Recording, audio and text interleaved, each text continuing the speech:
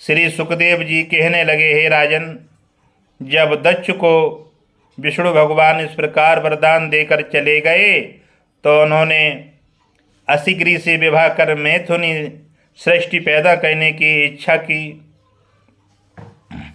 परंतु फिर उन्होंने सोचा कि सृष्टि बढ़ाने के लिए केवल मैथुनी सृष्टि काफ़ी नहीं है, इसलिए अभी मानसी सृष्टि की उत्पन्न करनी चाहिए। यह सोच उन्होंने अपने तप और योग बल से 10,000 पुत्र उत्पन्न किए और उनका नाम हर्यश्व रख दिया।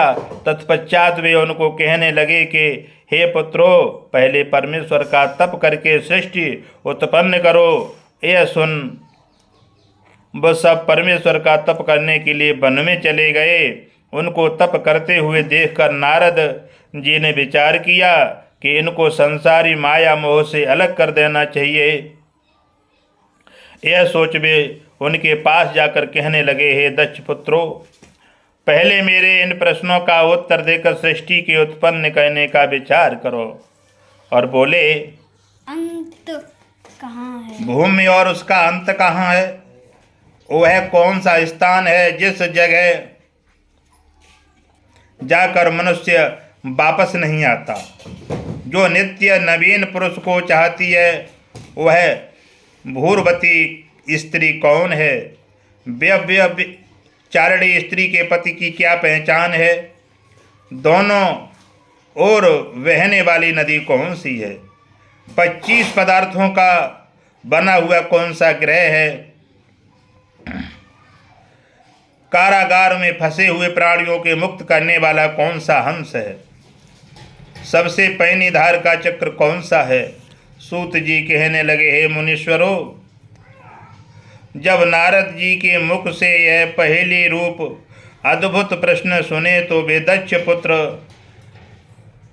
अवाक रह गए, अर्थात उनको कुछ उत्तर नहीं आया। तब नारद जी की हरिगुण गाते हुए वहाँ से चले गए। नारद जी भी भगवान का नाम लेते हुए वहाँ से चल दिए और वे इन प्रश्नों का उत्तर जानने के लिए परमेश्वर के ध्यान में लवलीन हो गए। तत्पश्चात परमेश्वर की कृपा से उनके हृदय में ज्ञान उत्पन्न हो गया तो इन प्रश्नों का उन्होंने इस प्रकार उत्तर निकाला, पृथ्वी जीव है और उसका अंत मोक्ष है। जहाँ गया हुआ प्राणी नहीं लौटता उस स्थान को वैकुंठ कहते हैं। नित्य नए विचारों में संलग्न रहने वाली भूर्वती स्त्री को बुद्धि कहते हैं। माया रूपी व्यभिचारी का पुरुष जीव है जो सदा उसमें लिप्त रहता है। दोनों ओर समान रूप से बहने वाली नदी माया है जो कभी हर्ष और कभी शोक उत्पन्न करती है। 25 पदार्थों तत्वों का बना हुआ मकान यह शरीर है। संसार के बंधनों में बंधे हुए जीवों को छुड़ाने वाला हंस वेद शास्त्र है। पैनी धार का चक्र मृत्यु है जो सबको अपनी तेज धार से मारता रहता है। श्री सुखदेव जी कहने लगे कि हे राजन, जब दक्ष पुत्रों के उपयुक्त ज्ञान हृदय में उत्पन्न हो गया तो वे भगवान के भजन में लवलीन होकर परमहंस हो गए और फिर वापसी लौट कर नहीं आए। जब इस प्रकार का पता दक्ष को लगा तो उन्होंने 1000 पुत्र उत्पन्न कर पहले तपस्या करने के लिए वन भेज दिए। जो नारद जी की कृपा से वे भी योगी होकर घर नहीं लौटे।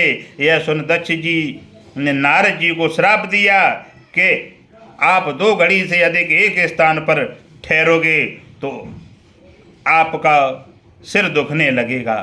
इसलिए नारद जी कभी 2 घड़ी से ज़्यादा एक स्थान पर नहीं रुकते हैं, वो चलते ही रहते हैं।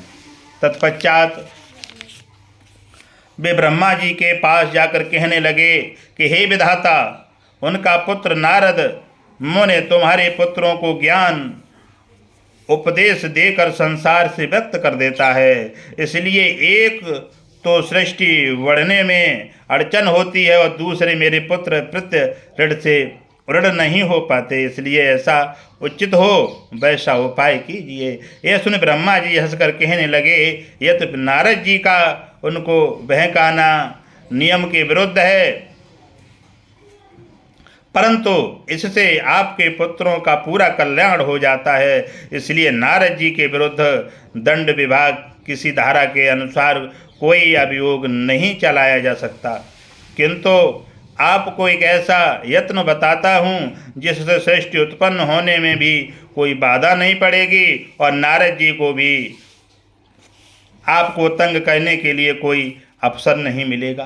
ब्रह्मा जी कहने लगे, चिंता मत करो, हम तुम्हें युक्ति बताएंगे, इससे सृष्टि बढ़ाने में भी तुम्हें कोई दिक्कत नहीं होगी और नारद जी का भी कोई असर नहीं पड़ेगा। इसलिए आप पुत्रों के बजाय पुत्री उत्पन्न कीजिए, क्योंकि आपके घर आकर नारद जी ज्ञान शिक्षा नहीं दे सकेंगे।